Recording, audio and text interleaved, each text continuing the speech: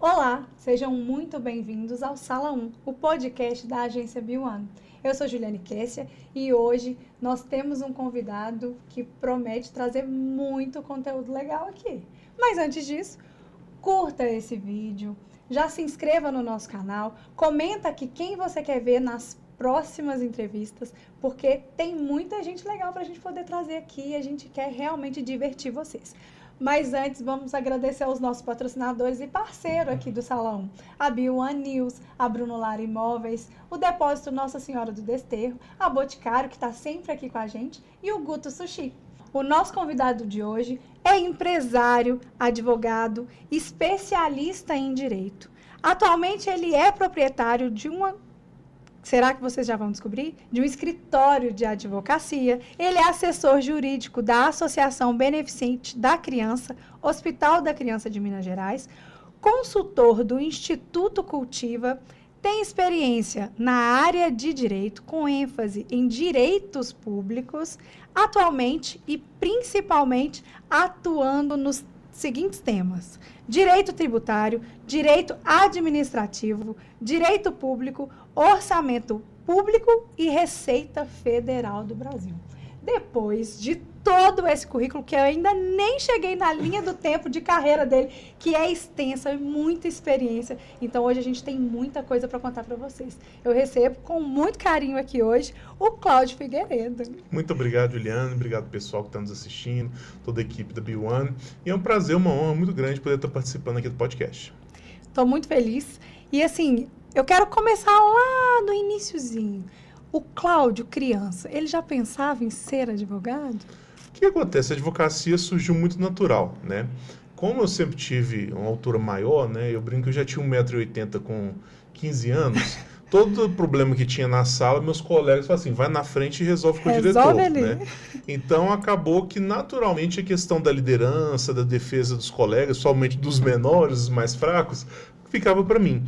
Então, quando chegou 2002, em 2000 minha mãe faleceu, né? Chegou 2001, 2002, eu estava terminando a escola, eu optei pelo direito porque eu entendi que entre as carreiras, aquela que estaria com a minha vocação seria o direito, porque o direito, ele dá toda a ferramenta necessária para eu poder estar ajudando as pessoas que realmente precisam. Eu sempre gostei muito da política, da área pública, então eu achei que pelo direito a gente teria condição de fazer uma atuação melhor e ajudar as pessoas também, né? E você teve muita clareza logo de início, né? Porque às vezes a gente fica muito com aquele futuro incerto, o que será? Será que eu tenho certeza disso? Teve alguém que te inspirou?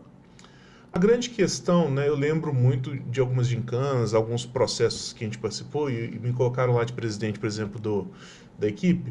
E quando eu via, por exemplo, que a gente fazia uma ação de arrecadar alimento, a gente levava lá algumas cestas, conseguia roupa, conseguia cama, eu ficava muito feliz. Mas logo que eu saía daquela casa, eu sabia que daqui 2, 3 meses o problema ia se repetir e que as pessoas que estavam ali, os vizinhos, não estariam sendo atendidas. E por conta disso, eu vi que as verdadeiras mudanças de uma sociedade passam pela política. E a política, por incrível que pareça, ela está diretamente ligada ao direito. Por quê? Tudo relaciona ao Estado, tudo relaciona às leis. Então, eu vi no direito um mecanismo de fazer mudança de verdade da sociedade. E não apenas eu participar de um processo político, né, mas mergulhar e transformar e fazer a diferença.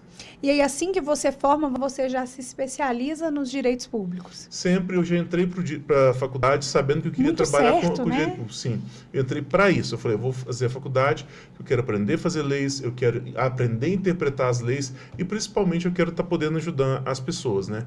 Então, desde o primeiro momento, né, eu fui participar como presidente de partido, então envolvi com o direito eleitoral, aí participava de reunião de Câmara, tentava entender o que era o orçamento público, e logo que um ano antes de me formar, eu fui trabalhar como assessor parlamentar, então pude mergulhar, ver na prática aquilo que eu via na faculdade. Então, desde o início, do primeiro dia da faculdade ao último, sempre focado no direito público, né? E eu imagino assim, são muitas leis. Como fazer para poder gravar tudo isso, para entender tudo isso? Porque eu fico imaginando, tem que ter uma memória. Eu brinco muito com o pessoal que a advocacia, hoje nós temos 1.200.000 advogados no Brasil, né? E não são todos que nasceram para aquilo. Por quê? O bom advogado, acima de tudo, ele tem que ter uma capacidade de entender a origem da lei. Toda a nossa base legal, ela vem da Constituição Federal. Se você consegue interpretar e entender os princípios constitucionais, toda e qualquer lei é mais fácil de interpretar. Então, um advogado, por essência, ele tem que ser uma pessoa com capacidade de expandir, analisar e interpretar as coisas. Então, se você é uma pessoa muito racional, que não consegue, às vezes... É muito objetivo, muito sistemático, o direito não é para você, porque o direito, acima de tudo, é lidar com o ser humano. Então, por isso que eu falo que o bom advogado é aquele que tem a capacidade de entender dos princípios da lei e conseguir colocar na prática. E qual que é a dica, assim, para quem quer se tornar um bom advogado? Olha, seja diferente. Hoje, né, você entra na internet, a própria inteligência artificial, se eu mandar... fazer uma petição faz. O bom advogado hoje em dia, e hoje o escritório, depois de 10 anos, nós estamos aí em vários estados e mais de 120 clientes, prefeituras, grandes empresas. Qual foi o grande sucesso nosso? Eu fiz diferente. Nós somamos vários conhecimentos e especialidades. Então, por exemplo, eu tenho certeza que determinada região vai ter um excelente tributarista. Mas um tributarista que entende de um processo político, que consegue interferir e articular, que consegue, por exemplo, entender sobre um aspecto sociológico e filosófico de uma sociedade, que consegue falar sobre vários temas, não se acha.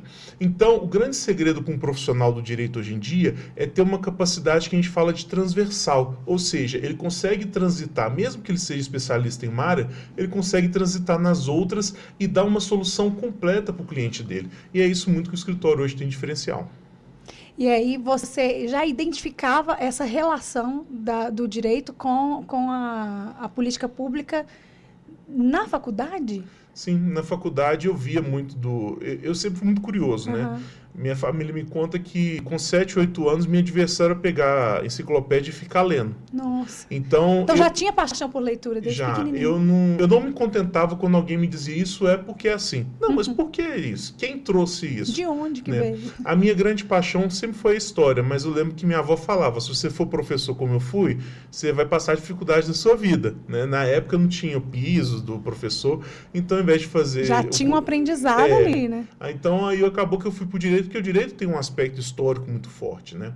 Então, a partir disso, a gente conseguiu, no direito, ver mecanismos de fazer. Então, vou dar um exemplo. Nós, enquanto empresário, ou então como pessoa privada, eu posso fazer tudo aquilo que a lei não proíbe. Um prefeito só pode comprar uma caneca, comprar uma borracha, se tiver uma lei autorizando, que é o orçamento, aprovado pela Câmara. Então, absolutamente tudo que uma prefeitura faz tem que ter uma lei, um decreto, um regulamento que autoriza. Um processo. Quem domina isso, domina o processo político. Muitas das vezes você tem excelentes gestores, pessoas bem intencionadas, mas que têm problemas jurídicos seríssimos porque a equipe não domina o direito. Então, eu conheço bons prefeitos que se dão muito mal porque não conhecem da lei, não respeitam, mas eu conheço também prefeitos que são medianos ou até ruins, mas que fazem um mandato tranquilo porque eles respeitam a lei e cumprem aquilo que ela determina. Então, é por isso que eu apaixonei muito pelo direito. Ele me deu o domínio e a capacidade de compreender a política do início ao fim. E aí, quando você monta a sua empresa, o que você buscava ali? Aí você sai do público, vem para o privado, e aí? O que foi essa experiência? Foi muito bacana, né? Eu lembro que eu estava na faculdade em 2009, eu era presidente de partido e acabou que nós elegemos o prefeito e o irmão dele foi eleito vereador. E aí, de início, eu era muito novo, o pessoal falou assim, não, você não vai para o executivo, você vai para o legislativo. Aí, no primeiro ano, eu peguei o pessoal mais experiente da casa e tudo aquilo que eles queriam fazer e tudo, eu ia lá, aprendia e fazia para os outros colegas, inclusive vereadores, né? No segundo ano, eu já estava fazendo emenda ao orçamento do prefeito. Aí o prefeito falou, se eu deixar esse camarada aí, os vereadores vão assumir o lugar, né? Aí eu já fui trabalhar, secretário de planejamento, logo depois secretário de meio ambiente, aí fui para outros municípios, e eu fiquei 10 anos ocupando cargos de secretário, procurador de município e tudo. Quando chegou de 17 em diante, né, eu casei com uma pessoa aqui de Igarapé, e ela falou comigo, né, Ana Bessa, falou assim, amor, você tem uma capacidade e experiência muito grande. No poder público, você se apaixona e envolve tanto, e você não vai roubar. Então, você nunca vai ter um patrimônio, não vai ter condição de ter todos os nossos sonhos. Então, ou você sai e começa a vender seu conhecimento, que aí você pode ganhar dinheiro de verdade, ou então você ficar limitado ao seu salário de prefeitura, que muitas das vezes atrasa, ou então não está de acordo com o mercado. Então, vai à risca, né? Então, essa primeira mudança foi bem difícil, né? O desmame, né? Você sabe que todo dia 30 tem o seu salário, para ir para um cenário que tudo depende do meu trabalho, depende do comercial, né? Então, quando eu fiz essa transição, né, eu estava no Estado, né, o Estado atrasando pagamento, aquela dificuldade toda, aí eu me abri minha mente para poder aceitar os convites que eu tinha de assessoria, e logo a assessoria me deu a condição de eu largar os cargos, né? Então, essa peça-chave veio, assim, te dando todo o apoio, que é a Ana. Com certeza. Então, conta um pouquinho dela. Foi muito bacana, né? A Ana, eu conheci ela no Estado, né? E nós fazíamos parte do mesmo grupo político, eu era secretário de saúde de Sete Lagoas, e ela assessorava um deputado, né? Que era o Miguel Correia. E eu passava e me chamou muita atenção a simpatia dela, né? E eu sou muito curioso, fui checar o Instagram dela. Quando eu vi que ela era muito família, né? Que ela priorizava a avó dela, porque normalmente, muitas meninas de hoje em dia, você vê que prioriza a maquiagem, a roupa, não sei o quê, e deixa meio que de lado o companheiro, a família. E quando eu vi que a prioridade da vida dela era a avó, a família, eu me apaixonei, eu falei, eu quero ela pra minha vida. Amor à primeira vez. E aí eu tive que insistir, remar um bocado, conquistar, mas deu certinho e nós estamos aí caminhando pro 8º ano de relacionamento. E eu falo que tudo que eu conquistei foi muito por incentivo dela, né? Se eu trago a tranquilidade que ela precisa para a vida, de confiança, de um companheiro que ela pode contar incondicionalmente, ela me traz o desejo de crescer, de nunca se conformar, de sempre estar em movimento, aprendendo, crescendo, e ela fala, olha, você pode mais, você pode desenvolver. Então, por isso que é um relacionamento que eu brinco muito, que é o Cláudio e a Ana. Um soma ao outro e isso que funciona bem. E assim, me conta algo bem particular, assim, o encontro de vocês, algo que marcou muito, algum encontro de vocês. Olha o sorriso. Não, ela gosta de contar essa história, né? Porque ela fala que eu saí com intenção. Eu não saí com intenção. Um dia lá, eu falei com ela, vamos sair um dia para falar de política e tal, vamos comer uma batata. Ela já estava ali inserida no meio, né? Então o assunto já era bom. Aí nós fomos, né? Levei ela no BH Shop, nós fomos lá no restaurante. Foi o primeiro encontro. Foi, e tal, muito bacana. E ela conta essa história, é uma piada, né? Não foi bem desse jeito, né? Aí terminou lá, você, vamos ver filme, tá passando aqui um filme aqui, a gente tá corado, tranquilo, vamos, né? E aí, o que acontece? Eu não tive intenção, ela fala que eu tive, né? Mas eu sentei lá do lado dela, tá com perfume muito cheiroso, eu elogiei ela, falei assim, perfume cheiroso, não sei o quê. Você não tava com a intenção, mas ela tava tão cheirosa que não teve jeito, né? Aí ela virou e me deu um beijo.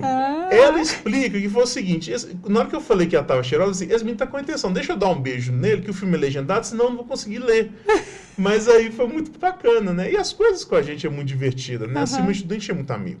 Isso é tão importante, né? É a base do relacionamento. Todo mundo vai passar por momentos bons, momentos ruins, e se não tiver amizade, não vai. Então, por exemplo, às vezes as pessoas veem a Ana, né, a blogueira, muito chique, gosta de comprar, fazer não sei o quê, mas a Ana foi muito importante, principalmente no processo de transição, porque o Estado atrasava 2, 3 meses o pagamento para a gente. E ela lá comigo, a gente morava lá em Prudente Moraes, Sete Lagoas, e ela nunca me reclamou um A de dificuldade, de a gente não poder comprar. Às vezes até em casa a gente tinha que organizar, e às vezes a gente queria sair, não tinha condição, queria vir em Igarapé visitar a família da antiga São. Ela nunca me reclamou um A. Pelo contrário, ela falava, calma que vai passar, vai dar certo, tô com você, independente do que for. Então eu falei com ela, você esteve comigo no início da dificuldade, e agora que a gente está conquistando o mundo, você vai estar ao meu lado. Então isso que é bacana. E é lindo de ver, porque o semblante muda. A gente estava aqui, num posicionamento sério, falando de política, falando de direito. Aí vem a Ana e tudo vai florindo. Mas é bacana, mas é bacana demais, sabe? Porque a gente... ela não gosta muito, às vezes, de contar os perrengues que a gente já passou, né? Então, por exemplo, eu tinha um carro lá, eu tive um acidente, né? Voltando de Diamantina, eu prestava serviço lá. Aí eu fiquei 3 meses de cama, sem poder receber, uma confusão danada. Aí eu recebi o seguro, como o carro estava financiado na época, né? Deu para comprar uma EcoSport velha, quase 10 anos de uso. E aí toda vez que a gente vinha pegar a pé, a gente tinha que ir com 2 galões de água de 10 litros, porque a EcoSport fervia no meio da BR. E era uma piada. Quem nunca, eu acho, gente? Quem E nunca? era uma piada, porque a gente abria o capô do carro e jogava água e tinha que esperar. Um olha pra cara do outro, tipo, olha isso. Então é muito bacana. Então hoje tudo que eu posso fazer para poder alegrar a vida dela, alegrar a família dela foi sensacional, sabe? Nós pegamos, por exemplo, viajamos todo mundo, dei esse presente por esse. Viajamos agora de cruzeiro, tem 15 dias e... Falei, gente, vocês me acolheram no momento de dificuldade. Então agora é hora de a gente aproveitar, todo mundo curtir junto, né? É a hora do tamo junto de verdade. É verdade. E me conta do seu apelido. O pessoal chama de mozão porque a Ana sempre com meu tamanho, assim, mozão, porque ela fala assim, ó, se eu te chamar de amorzinho, o pessoal vai rir. Aham. Se eu te chamar de amor, é uma coisa que todo mundo chama. Então é mozão pelo seu tamanho, né? E acabou que pegou, né? Aí eu brinco que até no fórum, quando eu vou, às vezes a segurança brinca, ó, doutor mozão, tá tudo bem? Vai começar a audiência, então acabou que pegou e ficou, né? O meu esposo, eu chamo ele nas redes sociais de marido. Então, às vezes, ele sai pela rua e ele fala assim, meu Deus do céu, arrumo umas 3, 4, 5 esposas no mesmo shopping. Eu escuto, marido. Não, e o que é bacana é o seguinte, tá lá as esposas com os maridos me chamando de mozão, ou até os maridos me chamando de mozão, né? Aí, mas, eu levo na boa no esportivo e é bacana. Isso é muito bom. E aí, na hora que você começou a atender o primeiro cliente, como que foi, assim, quando você vem para o privado e atende seu primeiro cliente? Foi muito bacana pelo seguinte, eu já tinha uma bagagem muito grande, né? Principalmente quando a gente começou, quando eu falei, não, realmente eu vou sair. Aí eu já tinha uma bagagem muito grande de procuradoria, de trabalhar, e tinha umas empresas que precisavam e já estavam me sondando para eu prestar serviço, né? Uma delas específico me chamou e falou, vamos lá, né? E aí eu estruturei todo o negócio, né? A gente trabalhou com auditoria, inclusive um dos primeiros clientes que a gente fez auditoria aqui foi em Igarapé, lá em 2019, lá atrás, né? Então a gente fez um trabalho aqui que recuperamos para o município 2.400.000. Então esse trabalho foi o carro-chefe durante o início do trabalho, né? Basicamente o que eu fazia? Eu pegava 5 anos de lançamento de folha de pagamento do RH e fazia correção. Por quê? Eu fui secretário de administração e eu descobri um erro no sistema. Qual que é o erro no sistema? Quem fornece o software para a prefeitura de folha, ele não é a pessoa que faz o lançamento. Então ele só quer entregar o sistema. Ele teria condições técnicas de ver erro. Quem alimenta o sistema, ele quer só lançar a folha para poder pagar, o pessoal resolveu. O mais interessado, que é o secretário de Finanças, ele só vai chegar com a guia pronta e pagar. O que acontece? 99% das prefeituras lançam as alíquotas de trabalhistas, principalmente de acidente, lá no alto. Então, eu refiz toda a folha de pagamento de Igarapé nos últimos 5 anos, em 2019, né? A gente conseguiu achar esse crédito. E aí foi onde a gente cresceu muito, né? Foi quase 54 municípios que a gente trabalhou em Minas, outros estados. E aí, em 2019, né, final de 2019, né, eu fiquei na empresa lá 2018, 2019. Final de 2019, eu na minha loucura falei, vou sair, vou montar o meu escritório próprio, né? Tava ganhando muito bem, tava indo super tranquilo, mas a Ana falou, você pode mais e vai, monta o teu próprio negócio, né? Você acha que se ela não tivesse acreditado no seu potencial, você não tinha saído? Ser funcionário é bom demais, porque querendo ou não, o que acontece? É uma pressão muito grande você ser empresário, né? Eu venho de uma formação mais centro-esquerda, democrática, e sempre olhei muito o lado do trabalhador. Mas quando você está do outro lado da mesa, que você tem que prender, gente, é um inferno. Eu emito uma nota, daqui 10 dias está chegando o imposto para eu pagar. Se eu recebi, não recebi, tomei prejuízo, não quero saber. O salário do funcionário, se eu não recebi, eu tenho que pagar do mesmo jeito. O aluguel, a luz, a água. Se teve lucro ou prejuízo, você está ali bancando tudo. Então, para quem quer empreender, é um ato de muita coragem. Então, a Ana foi incentivadora nesse sentido. Ela falou, pega, vai, que você consegue. E hoje, quando você olha para trás, você acha que realmente foi a melhor decisão? Com certeza. Eu falo muito que toda pessoa, a vida nossa é feita de ciclos, né? Esse ciclo de ocupar o cargo público, para mim foi muito importante porque ele me deu a base, né? Mas eu acho que eu pegar esse conhecimento e guardar só para mim também tem um aspecto que me incomoda muito, né? Diferente de alguns consultores, eu estava falando até hoje numa Câmara Municipal que eu estava dando assessoria, eu falei assim, gente, tem muito consultor que vai lá, cobra um valor, vai todo mês e faz o serviço do funcionário. O funcionário fica feliz, ele recebe dinheiro e faz. Eu não. Todos os meus clientes eu vou e compartilho. Qual que é a sua dificuldade? Qual que é a sua dor? Você está limitado? Não, deixa eu te explicar como é que funciona. Você faz assim, assim, assado. Tem gente até que pergunta, você não tem medo de perder o teu cliente? Não, quer aprender a fazer o que você faz. Eu falo assim, eu quero que ele aprenda, porque o que eu vendo é excelência.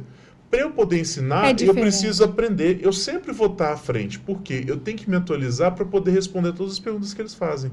Então, essa questão mesmo do escritório, de trabalhar hoje em dia, me realiza muito, porque eu multiplico a um nível muito grande que eu faço. Hoje o escritório tem clientes no Ceará, tem clientes no Rio Grande do Norte, na Paraíba, Pernambuco, Alagoas, Rio de Janeiro, Minas Gerais, Distrito Federal, Rio Grande do Sul, Paraná, São Paulo. Então, assim, eu sou muito realizado, porque eu posso dividir. E eu aprendo muito com cada cliente meu. Desde a prefeitura menor, lá na Paraíba, por exemplo, que me paga o meu menor contrato, e que eu estou 5 anos ajudando ele lá, até um cliente maior em São Paulo, que é uma grande empreiteira, uma das maiores do estado. Todos eles me realizam muito. Você tem segmentos, assim, mais específicos? Ou... Hoje em dia, quais que são as expertises minhas? Primeiro é o planejamento jurídico. O que é o planejamento jurídico? Como eu tive a oportunidade de trabalhar em procuradoria de prefeitura, eu lidava desde a falta do medicamento até a questão de uma execução fiscal da pessoa estar devendo à prefeitura, né? Então, quando um cliente me traz um problema, um empresário, alguma coisa, eu olho desde o aspecto da relação privada dele com os clientes até o imposto que ele recolhe, tudo. Então, esse é um primeiro diferencial. Depois, um segmento do planejamento jurídico, da assessoria, é a questão tributária. Eu sempre tive trabalhando nas procuradorias, então a gente trabalhava muito com execução, então eu conheço o processo de cobrança de tributo da parte de quem cobra. Então, quando eu estou na defesa de quem é cobrado, eu sei todos os erros que a prefeitura faz para eu poder ou baixar o imposto ou para cancelar. Então, é outro segmento que a gente tem expertise. Além disso, a gente tem pautas ambientais, que a gente trabalha também. Eu fui secretário de Meio Ambiente, tanto em Diamantina quanto em Sete Lagoas. E por aí vai. Tudo que é relacionado a Estado, governo, o governo federal, estadual, municipal, a gente tem domínio. E no privado, a gente tem uma expertise muito grande também no empresarial, porque acaba relacionando, tudo depende do poder público, né?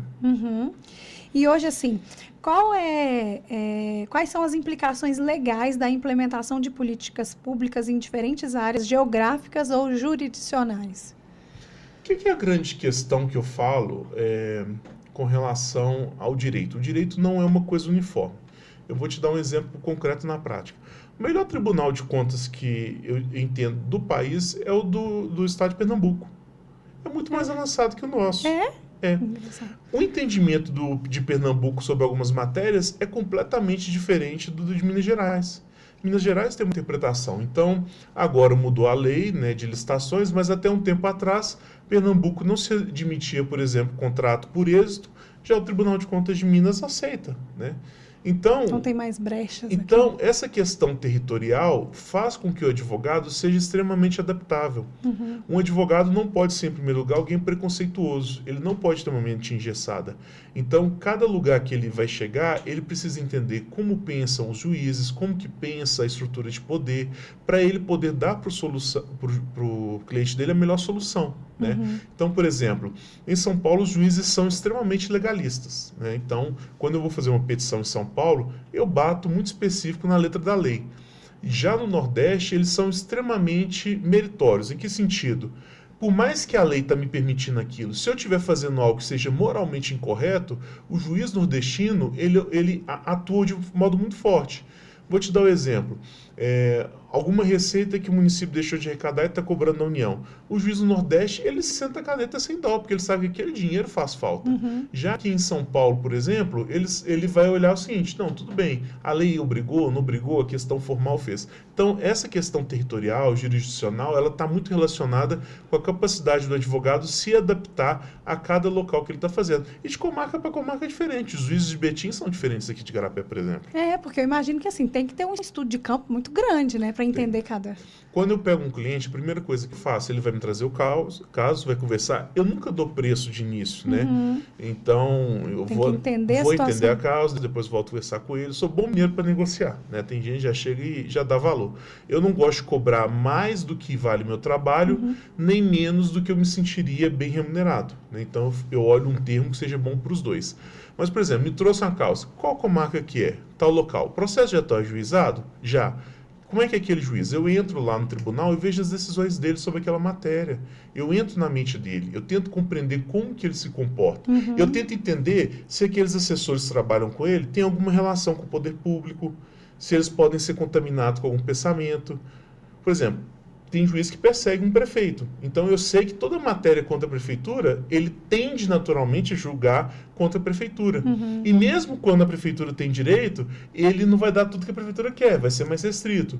Já um juiz que tem uma boa relação com a prefeitura, que tem assessores que trabalham cedidos pela prefeitura, acaba que eles ficam muito dependentes e eles tendem a olhar com mais bons olhos. Então, essas questões contaminam o processo. E se o advogado não ter jogo de cintura, ele vai brigar com o juiz, vai brigar com todo mundo e aí ele fecha as portas. Eu imagino. Antes da gente fazer mais uma pergunta aqui, porque o papo tá sério, ele fica leve, ele fica forte, e é assim que a gente gosta mesmo. Eu quero te lembrar de inscrever no nosso canal, já ativa o sininho aí para não perder nadinha do que tá acontecendo aqui, tá bom? Eu queria saber se todo mundo fala que para ser advogado tem que ser frio. Não, pelo contrário, o advogado tem que ter muito coração. Sabe por quê? Por incrível que pareça, um processo... Deve ser muito difícil. Um processo judicial é como na vida da gente. Muitas das vezes não é quem bate mais forte que ganha, né? Vou te citar um caso de um cliente meu, né? Não vou citar o nome dele nem nada, mas basicamente ele tinha um lote, né, que ele comprou há 30 anos atrás, só que quem vendeu estava com problema na documentação e não conseguia registrar. De uma hora para outra, uma pessoa apareceu com uma escritura e falou que era dele e quis tirar as coisas, invadir lá, né? O juiz que julgou a causa não quis dar liminar para impedir que essa pessoa invadisse o lote dele. Aí o povo foi aquela comoção, que injustiça, gente, calma. O juiz opinou nele. Nós fomos para o tribunal e revertemos aquela decisão. O tribunal veio e falou, não, realmente não tinha que estar lá, não está direito. Então foi lá, reverteu, deu a liminar e tirou da pessoa. Então, foi um exercício de paciência. Se eu tivesse desesperado, desistido e largado para lá, não tinha conseguido isso. Então, muitas das vezes, nem sempre quem tem o primeiro impulso, quem bate mais forte no processo judicial vai fazer. Essa talvez seja o diferencial do nosso escritório. Porque como eu fui secretário de saúde, eu vou explicar aqui o que o secretário de saúde faz, né? Mas eu tenho essa frieza de olhar dentro de 5, 6 anos, todos os passos que eu vou fazer, olha, se for essa hipótese, eu vou agir dessa maneira. Se acontecer isso, eu posso fazer já faz assim, um planejamento. já faço, de cada hipótese, né? Mas isso eu aprendi na época de secretário de saúde. Eu estava lá em Sete Lagoas, né? No 4º dia que eu assumi a secretaria, eu tô lá, chega o meu financeiro e fala, secretário, caiu no fundo de saúde aqui, chegou o dinheiro, 4 milhões. Eu, não, que maravilha, vamos pagar as contas. Quanto tem que pagar? 8 milhões. O que está atrasado? Mágica também tem. O que está atrasado? Está atrasado oxigênio, um insumo de hemodiálise, eles vão cortar os insumos, tal, o remédio. Aí, é nessas horas que eu aprendi a ter a paciência de avaliar assim, não, então vamos abrir aqui, vamos avaliar e ter uma visão especial. Aí isso me trouxe um pouco da paciência de saber que tudo vai se resolver, desde que você não ceda e não se perca para suas emoções. Mas o advogado tem que ter muita emoção. Se ele não acreditar, não apaixonar pela causa do cliente dele, ele não vai ter sucesso, não. Eu imagino. E é tudo muito, assim, intenso, né? Porque eu queria que você contasse pra gente, assim, um caso que você teve êxito e que foi muito legal, e um caso que vocês tiveram, né, não foi favorável e que foi muito marcante, assim. Então, eu gosto de citar alguns casos de prefeitura, né? Porque tudo que envolve poder público é muito complexo e tudo altamente passional, né? Vou citar de um município, né, que eu posso citar, não tem problema, foi o município de Diamantina, né? O município de Diamantina, o prefeito da época não foi disputar a eleição e ele, de sacanagem, não renovou os convênios e contratos. E tinha 54 milhões de reais de PAC Cidades Históricas que seriam cancelados e as obras não seriam mais feitas. Nossa. E foi naquela transição que a Dilma estava para sair, e o governo federal começando a quebrar e cortar. Então, quem perdesse um convênio não voltaria, né? Eu sei que eu fui 12 vezes de Diamantina até Montes Claros, no mobzinho da prefeitura, dirigindo, conversando, despachando, para no final a gente conseguir o êxito e renovamos o contrato. E hoje você vai lá em Diamantina, você vê a praça feita, o casarão sendo reformado. Então, isso é muito gratificante, né? E frustrante para mim foi uma vez, né, igualmente eu como procurador lá no município de Esmeraldas, que nós assumimos já com uma ordem do judiciário para fazer o despejo de uma área. E eram só famílias e crianças e tudo, né? E eu tentei de tudo enquanto é jeito adiar e fazer. Mas foi uma lástima, porque nós tivemos que cumprir, né? Dar o apoio para o poder Judiciário na desocupação da área e assentar aquelas pessoas, né? Então tem momentos assim difíceis, mas graças a Deus todos eles acabam que no final, no mínimo a gente diminui o tamanho do dano. Tem alguns casos que eu falo com o cliente muito transparente, olha, você vai perder, mas eu consigo diminuir o tamanho do dano e da conta que você tem que pagar. Porque eu acho que essa clareza ela é muito importante também, né? Eu sou extremamente transparente. Eu não vendo sonho, eu não faço promessa que eu não dou conta. Eu sou extremamente, sua causa é essa, você pode ter isso. Se ocorrer algum problema, a chance é mínima, mas nós vamos trabalhar dessa maneira. Ou então, você já está com a causa perdida, que nós vamos tentar fazer reverter isso. Você passou por quantos municípios? Tem ideia? O que eu já prestei serviço foi em torno de mais 120, né? Nossa! Então, do Ceará até São Paulo, né? Mas que eu ocupei cargo mesmo foi Sete Lagoas, Ribeirão das Neves, Esmeraldas, Diamantina e trabalhei no governo do estado, né? Fora isso, aí eu tenho assessoria, são mais 120 contratos, né? Municípios como Ipatinga, Belo Oriente, Ouro Branco, Mogeiro na Paraíba, Caucaia no Ceará. Se eu for ficar aqui, eu vou ficar o resto do podcast aqui. E como que a família vai crescer no meio de tanta... Eu levo junto. Onde eu vou, a Ana vai comigo, né? Porque lá no escritório eu me organizei. Mas tem planejamento? Porque essa é a pergunta que não quer calar. Tem. Então, assim, lá no escritório, a Ana cuida da minha assessoria pessoal. Então, por exemplo, eu não me preocupo de montar a minha mala, eu não me preocupo de organizar a minha agenda. Ela cuida de tudo. Cuida de tudo, isso me desonera, porque o tempo que eu estaria fazendo isso, eu estou ligando, prospectando, atendendo cliente, fazendo, então isso ajuda. Então a família vai junto nesse processo, então isso daí facilita muito, né? Com certeza. A gente vai fazer um quadro que a gente sempre faz aqui, que é o ping-pong. Então eu vou falar uma pergunta ou uma frase e você completa. Tá bom. Pode ser? Antes disso, eu só queria saber qual é o seu hobby. Eu gosto de jogar.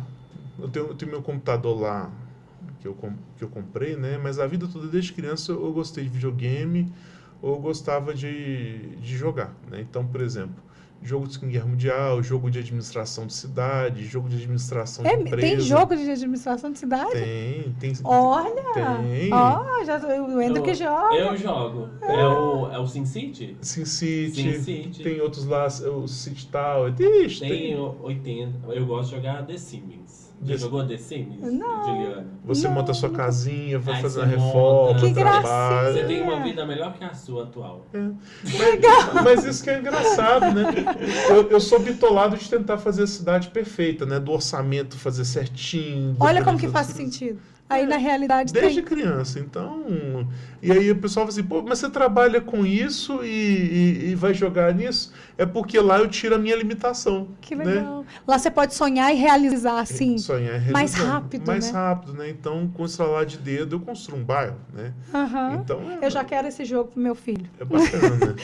A mãe recomendar. a mãe não deixa jogar. Quem sabe ele é louco com jogos. Os jogos é muito o seguinte, o que acontece? Eu falo muito com o pessoal, você vai achar N tipo de jogos. Você vai achar o jogo da adrenalina, que é sair atirando em todo mundo. Você vai achar o jogo de automobilismo, você vai achar o jogo do futebol, você vai achar o jogo, por exemplo, da construção de cidades. Tem jogos, por exemplo, que chamam jogos Tycoon. Eles são de administração. Então, por exemplo, tem o Trem Tycoon. Você monta a companhia ferroviária, você monta a ponte, aí você tem que escolher a carga que você vai querer transportar. E você joga desde sempre? Desde pequeno. Desde pequeno. Sempre joguei videogame, computador e minha paixão, sempre gostei disso, né? É quando eu acho tempo, né? E aí você conciliava isso, tipo livros e os jogos? Sim. Eu sempre gostei muito, principalmente, o que eu fazia, né? Jogar de manhã eu nunca joguei lá em casa, né? Mas entre escolas, entre horário, eu levava a enciclopédia na minha mochila, eu parava e ficava lendo à toa. Eu não tinha computador, não tinha lá, né? Se tivesse celular na época, talvez eu estava jogando. Né? Mas eu fiz. Mas, geralmente, jogar, eu chegava em casa, um final de semana, alguma coisinha eu jogava assim, né? Mas hoje eu brigo para achar um tempinho na minha agenda para conseguir fazer, né? Porque quando a esposa tem casa, eu priorizo a família, né? Aí não tem jeito. E quando eu tô no trabalho, eu não consigo, é muita coisa, né? Então, quando eu acho um tempinho, eu vou jogar. E também viajar, gosto muito de viajar, né? Você também faz isso aí, Wendy? Eu jogo até mais. Mas eu quero saber de você, Juliana. Você joga alguma Não coisa? jogo, você acredita? Nem no celular? Não. Olha só, ela não joga, mas ela vai jogar, nós vamos fazer ela jogar. Não, e assim, é uma coisa legal a gente ouvir, porque, por exemplo, a gente escuta só o lado ruim, às vezes, Sim. dos jogos. Então, eu sou uma mãe que eu proíbo. Então, eu praticamente não deixo, e ele adora jogos. 80% da minha capacidade de raciocínio, de tudo, eu aprendi com os jogos. Por quê? Tem muitos jogos que eles te estimulam a pensar. Hoje, o grande problema que o empresariado está vivendo e que as empresas estão sofrendo é que as pessoas estão parando de pensar. A inteligência artificial, eu fico com medo. o celular, o Google fez. Eu lembro que antigamente, para eu fazer uma pesquisa de Meu escola, Deus! eu ia na biblioteca pública, às lia, vezes. aí se eu não achava informação, tinha que parar a pensar onde que eu vou achar. Agora não, com a dita inteligência artificial, eu viro e falo, não, faça isso. Então, Não, e pra tudo, né? Você tá aqui, você fala, tal lugar. Peraí. 2 segundos, então tá assim, ali, eu estou criando uma sociedade extremamente reativa. Então, hoje, o que o jogo me ensinou? Ele me ensinou a analisar cenários, a pensar, a estruturar, a avaliar hipóteses e com o luxo de, se eu errar, eu posso tentar novamente. Coisa que a vida comum não faz, né? Então, isso me ajudou. Claro que tem que ser uma coisa saudável, né? Tem gente que joga a madrugada toda e fica lá e não dorme direitinho, mas é bacana. É porque aqui a gente gosta de contar histórias reais. E eu acho que, assim, se a gente puder, de alguma maneira, trazer uma luz mesmo para quem está assistindo a gente, né? Então, assim, às vezes é uma mãe que passa pelo mesmo que eu. E aí a gente perceber alguém que tem um posicionamento muito legal, que estuda, é uma inspiração. E é muito bacana porque tem alguns jogos que têm um caráter social muito legal. Eu até botei no meu Instagram, Augustinho, é um amigo meu lá da Argentina. Eu fiz amizade com ele no jogo. É mesmo? Em 2017, a gente jogava um jogo de E levou geopolítica, pra vida. que montava partido cada um. Eu montei um partido com ele, cheguei a ser presidente do Brasil, e ele junto comigo. Que legal. E eu ajudei ele lá a ser presidente da Argentina, e quase 13 mil pessoas jogando, e virou uma amizade real, né? Então tem muitos jogos bacanas. E assim como tem a intenção de criar uma cidade legal, tem a intenção de um cargo político? O que acontece? Eu, no final da vida, né, não agora, porque assim, até expliquei muito para algumas pessoas, o escritório está numa ascendência muito grande. Só de impostos diretos, que a gente já pagou para Igarapé, mais investimento da sede nova, né, nós estamos para inaugurar agora, mês que vem, 300 metros de área, Que legal. de área no escritório novo, né? Estou trazendo minha operação de fora para cá, né? Então tinha profissionais que estavam em outras cidades que eu estou trazendo. Só de investimento direto com o escritório, mais impostos que eu paguei só para o município, não estou botando nos federais, foi mais de 1,5 milhão desde que o escritório surgiu em 2019. Então, assim, para um escritório de advocacia é muito grande. E eu tenho muito orgulho de levar o nome de Igarapé. Eu falo assim, meu escritório nasceu CNPJ em Igarapé, continua em Igarapé e eu espero poder continuar muito tempo ainda, né? E atendendo a tantos lugares e trazendo para cá. Né? Eu tenho um sócio lá em Brasília, que a gente trabalha nos processos comuns, e ele fica me xingando. Por quê? Eu tiro os custos do processo e a gente divide lá o lucro do trabalho, né? E ele fala, cara, aqui em Brasília você paga o ISS, que é o Imposto sobre Serviço, você paga uma vez por ano, simbólico. E você todo mês está tirando 2% do seu faturamento bruto para pagar Igarapé. Eu falei assim, cara, é a minha contribuição social que eu faço para o meu município. Praticamente aqui, tem mês aqui que faturamento do escritório dá para pagar uma equipe de um posto de saúde. Então, assim, é o pouco que eu faço. E isso eu falei com eles, que eu não abro de manter, poder pagar. É pouco, perto de uma Fortanac, da mineração, mas é um modo que eu acho de tentar ajudar a cidade, né? E o próprio escritório, foi muito pouco prestador de serviço que eu peguei de fora. Todos foram de Igarapé e a coordenação da obra. Então, para muita gente talvez não tenha valor, mas para mim é emocional você poder fazer isso pela cidade, né? E acreditar na cidade, né? Mas e aí, assim, um cargo público? No futuro, agora não, porque agora é o momento... Eu estou num momento de colhida, né? O pessoal vê, por exemplo, o escritório de advocacia, eu trabalho com grandes ações. Porque com tanto conhecimento na área, né? Sabendo ali de lei sobre o que é certo e o que é errado, às vezes... mas traz uma esperança. Mas, por exemplo, eu pós-pandemia, eu estava altamente... Eu tenho isso muito de mudar, né? Eu estava altamente consolidado na parte de auditoria no Nordeste. Me deu um insight, eu falei, não, eu quero mudar agora de segmento. Aí eu fui para a área de petróleo e gás.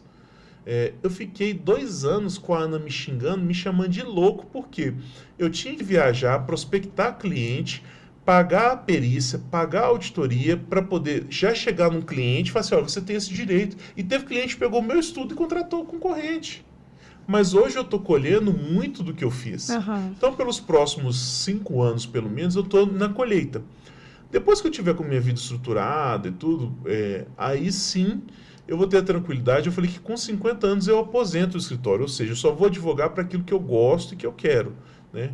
Aí sim eu disponho, né? Sempre quis participar do processo político, acho muito interessante, mas só depois aí de uns 50 anos que aí eu vou estar com a família, tudo estabilizado, e quero participar, porque infelizmente política é uma guerra, né? E demanda muito tempo, né? Muita dedicação. Demanda tempo e tudo. Eu falo que a pessoa tem que estar com a vida estabilizada para poder disputar. E eu acho que principalmente o emocional, né? É emocional, porque o tempo todo o pessoal acha que política é número, é razão. Não. O processo eleitoral é um processo, é igual um relacionamento. Você tem que fazer uma pessoa desiludida se apaixonar com você toda eleição. Porque o eleitor brasileiro, principalmente, só se decepciona a cada eleição. Então, como que eu faço alguém que foi traído tantas vezes, que já não acreditar de novo? Então, é um processo altamente emocional, né? E as pessoas se apaixonam. Então, muitas das vezes, o problema não são os líderes. Eu convivo muito em Brasília, eu estou cansado de ver gente de direita e esquerda sentando, almoçando junto, participando do churrasco do outro. Brigando. Mas aí os assessores brigam na internet, o apoiador está lá rolando na rua. Quem estraga a política são os apoiadores que muitas das vezes sonham em ter um cargo comissionado, em estar participando do poder, né? Porque a liderança mesmo, para ela é um processo muito desgastante. Então, por isso que eu deixo lá para frente para poder fazer com mais calma, né? Então, planos futuros. Antes da gente ir para o ping-pong, que vai ser muito legal, inclusive a gente vai ter uma participação especial de uma voz especial que a gente viu nos bastidores e que eu preciso apresentá-la para vocês. Curtam esse vídeo, se inscrevam no canal, porque vocês não podem perder, porque realmente tem muita coisa legal. A gente já vai querer até parte 2, tá, Cláudia? A gente vai querer, a gente vai fazer esse convite. Então, assim, teve uma voz aqui nos bastidores de um locutor, tipo de Good Times, que foi muito legal. Então, a primeira é muito séria, a gente vai deixar para a segunda, tá? A segunda, ele vai responder com essa voz, já vai se preparar. A primeira pode ser séria. Uma área política que não tem a sua devida atenção. Qual que você acha e por quê? Eu acho que tudo que é relacionado à política me interessa. Sabe uma pessoa que vai tomar banho e liga podcast de geopolítica? Para escutar? Eu. Então, assim, todas as áreas. Uma coisa, assim, que eu tomo muito cuidado e me afasto são pautas identitárias. Eu sou um cara de formação mais à esquerda, mas eu corro. O maior problema do Brasil foi quando a gente importou, por exemplo, a pauta identitária americana para cá. A mulher americana, por exemplo, ela tem raiva do homem. Ela vê o homem como um possível estuprador. Então, não me toque, eu te odeio, o homem é um animal e tal. Já a mulher europeia, que é uma formação de esquerda que eu me identifico muito, ela só quer ser livre, ela só quer poder estudar. Eu vejo isso na Ana, eu tenho muito orgulho da minha mulher, porque ela quer poder ter a vida dela, ter as escolhas dela. O pessoal acha, às vezes, que a Ana me segue politicamente, ou então que eu influenciei a cabeça. A Ana é altamente independente. Se eu chegar com um pacote pronto, a tendência dela já vetar é muito grande. Então, essa questão de algumas pautas identitárias, de algumas questões, me incomodam muito e eu me afasto, né? Então, um cara de poder público que eu não tenho um pouquinho de dificuldade são esse tipo de pauta, né? Agora vem a voz, gente. Uma viagem inesquecível. Ai, Ana, agora é pra você. Não, foram os cruzeiros. Né?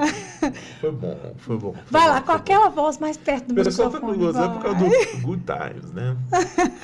Porque na hora que você acorda de manhã, você fala, né? Bom dia, pessoal, como é que vocês estão? Locutor, voz e locutor. Entendeu? Mas foi não. Ainda bem que a carreira tá certa, tá, gente? Quem é locutor não precisa ficar preocupado. Eu e a Ana, nós inventamos ano passado de fazer um primeiro cruzeiro pra Argentina, passando por Uruguai e tudo. Nós gostamos tanto que nós fomos outra vez e ainda levamos a família toda. No mesmo destino? É mesmo?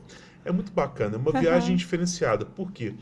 Geralmente, quando nós estamos muito acostumados a viajar de avião, vou direto para Paraíba para poder dar assessoria, aí a gente vai, aí ela fica lá no hotel, vou para a cidade interior, depois eu volto à noite, a gente sai, passeia, então a gente acostumou muito com isso. O navio é diferente, você meio que isola do mundo São e é você quantos se dias? acompanha. Tem de 7 e 3 dias, né? Olha. Então a gente tem cruzeiros menores dentro do Brasil, né? Tem um maravilhoso que fazem Búzios, Ilha Grande, Esse né? eu já fiz. Esse bem é gostoso, maravilhoso. Você né? passa lá da Tartaruga Marinha e tal. E tem os 7 dias que você sai de Santos, um dia navegando, Punta del Este, Montevidéu, Buenos Aires, um dia voltando e chega pra cá, né?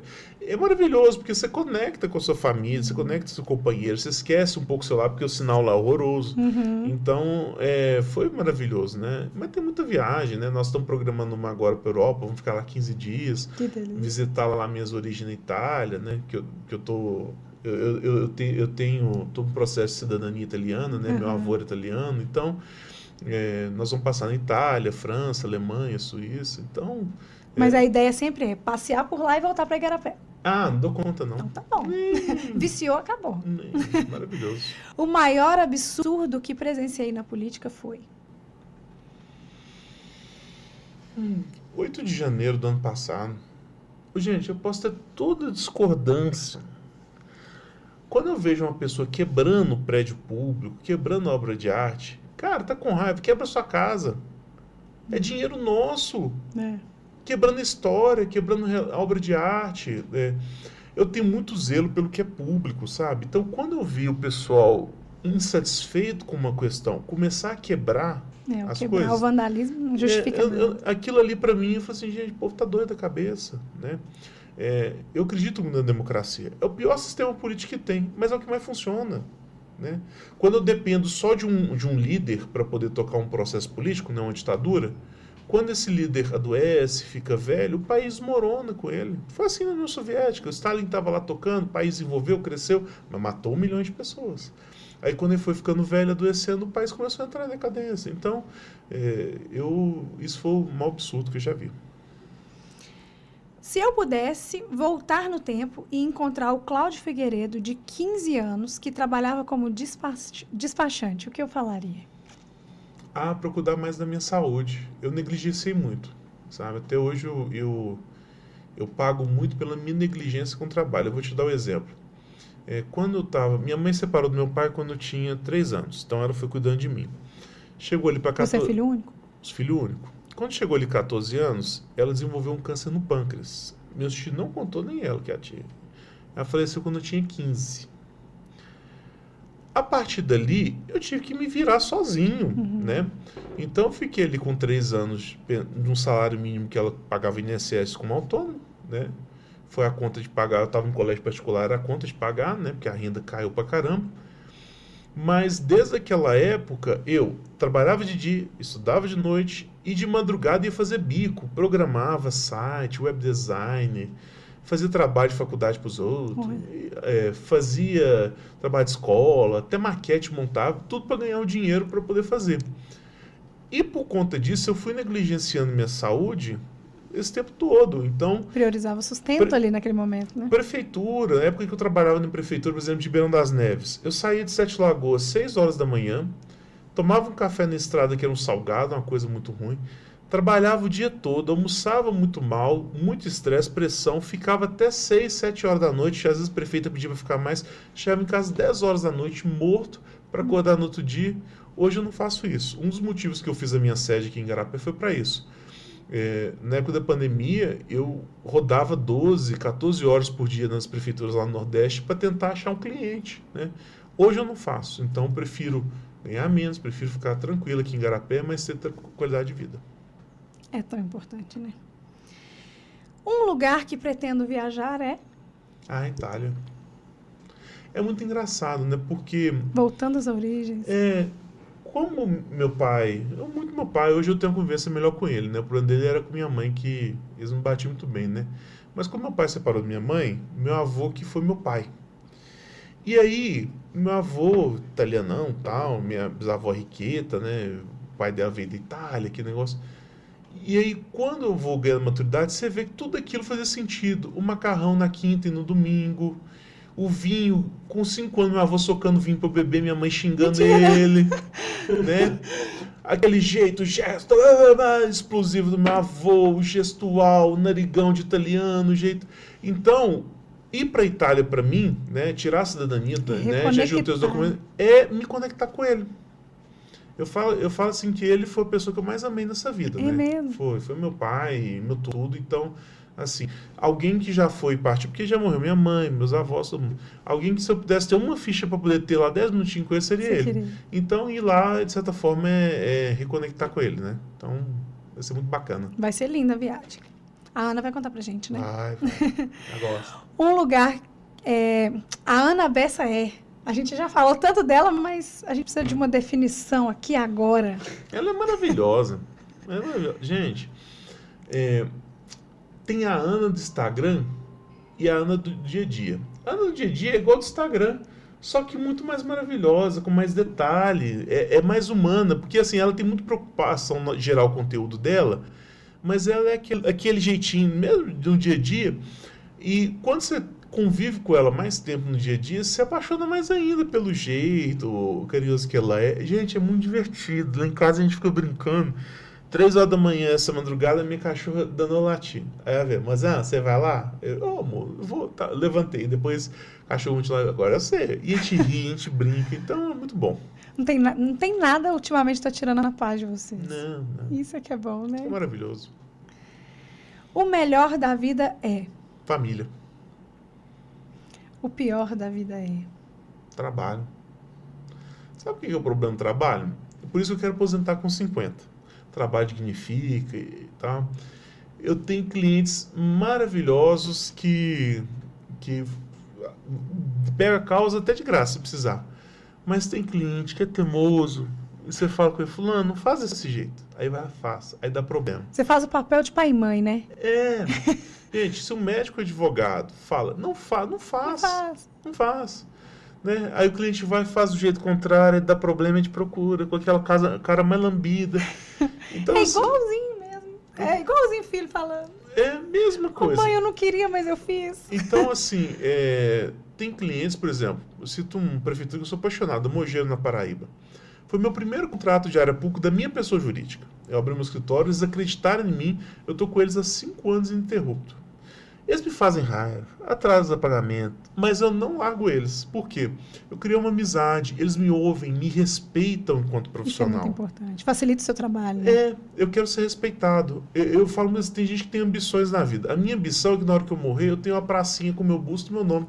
Igual meu avô tem uma rua lá em Sete Lagoas. Eu quero ser alguém que, quando eu morrer, eu deixe um legado para a comunidade. Então, esse tipo de cliente eu gosto. Agora, tem uns que é uma vez só, né? Faço meu trabalho, recebo meu honorário, mas...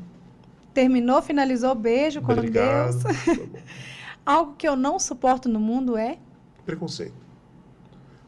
Gente, pelo amor de Deus.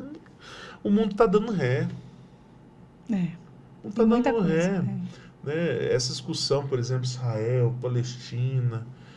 Meu Deus do céu, é todo um ser humano. Então, assim, quando eu vejo alguém achar que é melhor por outro, por uma cor de pele, por uma orientação sexual e tudo, aí ela tem um problema pessoal comigo. 90% dos meus problemas que eu tive com política foi de político pisando em gente simples. A pessoa mais simples, às vezes ela vai ser mais ignorante, às vezes ela não vai entender o que você está falando, às vezes ela vai ser mais reativa porque ela não tem um controle emocional, às vezes ela vai ser chata, vai te encher a paciência. Mas a pessoa mais simples tem que olhar com generosidade. O mal do gestor é aquele que começa a olhar a pessoa mais simples com preconceito, com desdém. Então, se quiser me transtornar, é maltratar a pessoa mais humilde. Indiferença, né? Aí eu viro cão, aí eu brigo. O sucesso é? Paz. Hoje eu estava chegando lá em Caetanópolis, uma cidadezinha lá de Sete Lagoas. Lá. Aí eu tinha reunião às 9, cheguei mais cedo um pouquinho. Aí eu fui conhecer a igreja lá. E aí, minha bolsa, sentei lá no banco na frente, a igreja estava aberta, vazia. Você senta, você vai, reza o Pai Nosso, olha lá. Aí você sente, passa. Isso aí não tem preço, não. Não tem. Eu falo muito que a idade, as pessoas têm medo de envelhecer. Uhum. Né? Eu tô com 40 anos, mas meu psicológico já está com uns 80, né? De tanto trabalhar, acelerado. Então, eu fico muito satisfeito de ver que a maturidade me trouxe paz, de entender que os problemas da vida foram ensinamentos, né? Então, a maturidade, eu falo que ela é linda, né? Porque, assim, a gente tem medo dela, porque a gente não sabe o que espera, a gente tem medo dela, mas ela traz tanta coisa boa, porque ela parece que simplifica a vida. Hoje eu vejo, eu tava contando para as meninas lá na cama, assim, gente, o primeiro carro que eu ocupei, o pessoal fez tanta sacanagem comigo, na época eu queria, minha vontade era pular da serra. Sofria. Nossa, eu ficava desesperado, chorava. o que vai ser de mim, isso aqui. O mundo Hoje vai eu vejo acabar. um problema desse, eu já... Tá a tudo solução. bem. Não, eu tenho a solução. Uhum. Né? Então, antes eu gastava muita energia para chegar no mesmo resultado que hoje, com pouca energia, eu consigo. Apesar que minha energia comparada daquela época é muito menor. Né? Mas a sabedoria agora Viver como não pensa o outro. viver como uma garrafa de um bom vinho. Primeiro copo, você toma uma golada, vai desperdiçando. Na hora que você começa a ver que a garrafa está da metade pro Vamos fim, devagarinho, você já vai apreciando. degustando. Então, eu falo que a paz é a melhor coisa que tem, não tem preço. Né? Verdade. O fracasso é? Perder para você mesmo. Né? Muita gente acha que às vezes o adversário está na política, ou então que minha vida não deu certo por causa de fulano, de ciclano. As pessoas só acontecem coisas com a gente que a gente permite acontecer. Mesmo as agressões é igual veneno. A pessoa te dá o que você engolir é o que você vai digerir. Então, quando nós não temos a paciência, a resiliência para aceitar os desafios, aceitar as tempestades, nós perdemos para nós mesmos. Né? O maior desafio meu é eu mesmo, né? Cuidar da minha saúde, do meu peso, ter tempo para mim, largar um pouquinho do trabalho.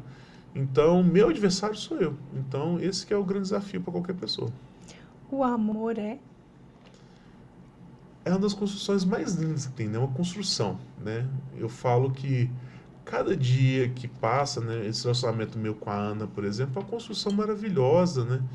Das dificuldades, do carro fervendo, da viagem que a gente passou, das coisas do dia a dia, do cachorrinho que a gente adota, das brincadeiras. Então, assim, as pessoas confundem muito a paixão com o amor. A paixão desperta o interesse, mas o amor é construído. Alguém falar que ama com 30 minutos, eu fico meio assim. Ah, é fato. É fato. Né? A frase da sua vida é? Senhor, fazei-me instrumento de vossa paz. Né? Oração de São Francisco. Eu acho que a única coisa que faz sentido na vida da gente é poder servir as pessoas. Né? Tinha muita gente humilde lá no escritório. Doutor Cláudio, o senhor tem renome, o senhor tem contrato assim, o senhor não vai pegar minha causa. Assim, me explica o seu problema primeiro. Eu quero resolver o seu problema. Depois a gente discute honorário. Eu vou cobrar algo que você dê conta, mas que me remunere. Da maneira de pagar, isso a gente discute. Né? Então, tem causas sociais, igual o pessoal aqui com o Número Preto, outras que eu me envolvo aí, que eu falo, não preocupe com honorário, gente, eu quero resolver o problema. Uhum. E a gratidão, o olhar de gratidão, eu acho que, assim, é bom demais. Bem junto, né? É bom demais. Com aquela realização. Mas tem muitas causas que é difícil, né? Eu tive um processo aqui, por exemplo, que eu estou atuando nos processos, né? Que eu tive que ler que uma pessoa falou que uma atividade minerária não gera prejuízo para a cidade, não gera nenhum transtorno para as pessoas. Então, assim, às vezes você vê algumas coisas, você fica com raiva e tal, mas tudo você supera, né? Uhum. Mas o teu cliente saber que você está lutando apaixonadamente por ele é importante. Eu acho que, assim, vocês conseguem, com essa parceria de vida, você e a Ana, ver beleza em tudo, né? E curtir, desfrutar realmente o caminho, porque eu acho que esse é um segredo da vida, né? Desfrutar o caminho. A vida é tão curta, né? Eu falo que de uns anos para cá, principalmente, eu não tenho mais o mesmo vigor e a saúde que eu tinha de 20, 30 anos atrás, né? Principalmente, eu quase morri de Covid. Eu estava lá na Paraíba, estava lá eu e a Ana ficou só sem gosto. Eu quase que eu fui embora. Eu fiquei 6, 7 meses tossindo sangue. Eu não lembro. Eu tive tanto dano neurológico pela Covid que eu não lembro nada de 4 de março de 2021 até novembro de 2021. Nada. Deletou da minha cabeça. Né? Tão forte que foi. E a Covid deixou muito sequela. Então, depois lá mudou muito minha cabeça sobre como eu vejo a vida, como eu dou valor às coisas. E as pessoas perdem muito tempo. Bobagem, né? E valorizar isso aí é o mais importante, né? E a maturidade também traz isso. Agora, a Covid acelerou um pouquinho isso aí. Bastante, né? Porque a gente perdeu muitas pessoas que a gente amava. Nossa. A gente percebeu que estar perto é muito mais importante do que estar na correria. Os relacionamentos que sobreviveram à Covid Agora vai. agora Ficou pode junto ficar dentro de casa aí durante esse tempo todo, agora vai. Agora aguenta. Agora aguenta. Nosso papo foi maravilhoso. A gente está chegando ao final.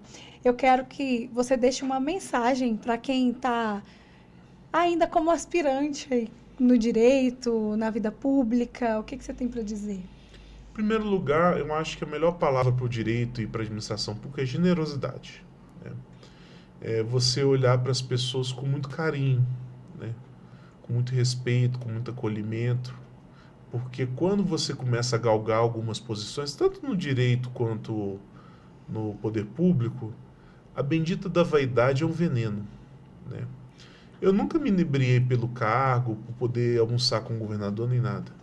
Eu sempre tratei ele como da forma que eu trato um cliente, né? Foi uma coisa que eu quis conversar de mim. E você manter a humildade é você também buscar quem sabe mais que você e aprender. Uhum. Então, quem está começando agora no direito, na área pública, não precisa inventar a roda. Vá buscar quem já conheça, veja bons exemplos, converse muito. Todo mundo, do mais simples até o mais experiente, tem algo a agradecer, que se você ouvir mais do que falar, com certeza você vai longe. Você tem algum curso? Algo para quem está iniciando? Para quem está iniciando direito, a melhor dica que eu dou para a pessoa não é nem curso, não. Uhum. É gastar tempo no site do tribunal. O que é gastar tempo no site do tribunal? Eu gasto por semana em torno de 10 horas estudando outros processos. O que um advogado falou, o que foi respondido, como o juiz decidiu, como que um tribunal decidiu. É a melhor fonte que você tem para entender e aprender o direito, né? Porque os livros e os manuais, as pessoas vão contar aquilo que elas querem que você saiba, não aquilo que é. Tem bastidores do direito, né? Eu agora advogo muito em Brasília, né? Eu tenho sócios lá, né? Tenho equipe muito grande, e o direito não é o que aparece na petição. Então, muitas das vezes você lendo ali, você vai vendo detalhes, vai entendendo, compreendendo coisas que quem está no curso, ele não vai entregar aquilo que é o grande segredo diferencial dele, né? Então, não acredito nos Pablo Marçais da vida, né?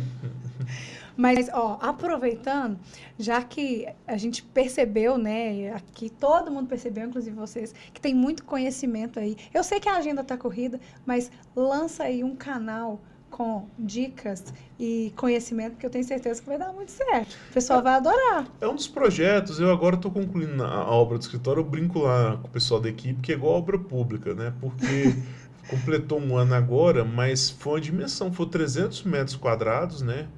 E agora nós estamos concluindo. E esse ano eu já estou com mais de 30 campanhas para fazer fora de Igarapé, né? Provavelmente eu não vou me envolver diretamente na campanha aqui em Igarapé, né? Vou ter minhas preferências, de pessoas que eu gosto, que eu vou ajudar, mas São Paulo, outros lugares. Então, vão ser mais de 4.000 processos de prestação de conta, registros que eu vou atuar. Então, estou montando uma equipe muito grande, que aí eu vou ficar só para questão de comercial. Então vai me desonerar um pouquinho, eu vou ter mais tempo para produzir conteúdo, né? Legal. De gravar. Porque eu sei, gente, tem todo um trabalho. Quem é marido de blogueira sabe, né? A Ana tem hora que ela me faz deitar no chão para tirar uma foto, gravar um vídeo, aí você grava, não ficou bem, manda gravar de novo, aí tem editar o vídeo para fazer. Então, para cada hora de conteúdo que você gera para o Instagram, você tem pelo menos 3 a 4 horas de edição e estudo para montagem daquele conteúdo. Então, não é fácil. Então, tem um sócio meu, inclusive, que ele está saindo da advocacia, ficando menos, e está montando curso para ele. Então, quando a gente lembra lá da avó, lá atrás, que fala do professor, talvez vai chegar esse momento. Olha que era a sementinha que foi plantada lá atrás. Eu quero, por isso que eu quero estruturar, porque a partir de 50 anos eu quero fazer o que eu gosto. Eu gosto de falar, de conversar, dividir conhecimento, passar para as pessoas, dar dica, ajudar. Eu acredito muito em quem está chegando aí. Eu queria poder ter tido o apoio que eu acho que eu estaria mais longe que eu tô hoje, né? Mas eu fui sozinho. E as pessoas não precisam repetir o mesmo calvário, não. Porque as pessoas percebem o perfume na sua mão, mas não vê o arranhado dos espinhos da rosa, né? Exatamente. Esse que é o problema. Então, eu quero agradecer ao Dr. Cláudio por todo o conhecimento que a gente abordou aqui. Foi muito legal, muito incrível. Espero que vocês tenham gostado. Não se esqueçam de se inscrever no canal, já deixar o seu comentário para quem você quer ver aqui na próxima entrevista. Foi excelente, mas antes disso eu quero agradecer os nossos patrocinadores e deixar, para você não esquecer da gente, essa canequinha sua, um presente nosso. Um presente lá da Boticário também, tá? Obrigado, Boticário. Pode guardar lá e lembrar da gente com muito carinho. Um super beijo e o meu agradecimento especial a B1 News, Bruno Lara Imóveis, Depósito Nossa Senhora do Desterro, Boticário e o Guto Sushi. Vou pedir meu sushi daqui a pouco para jantar, viu? Ó, já tá aí garantido. Eu acho que a gente já deixa o recado, tá bom? Tá aguardando? Vai comer lá junto com a Ana e clima de good times. Pelo menos 3 vezes por semana eu peço lá meu ceviche e minha barca lá de opção de 24 pedaços lá no Guto Sushi. Tá vendo? Agora a propaganda foi feita de verdade, porque a gente gosta assim, ao vivo. É verdade. Um beijo e até o próximo.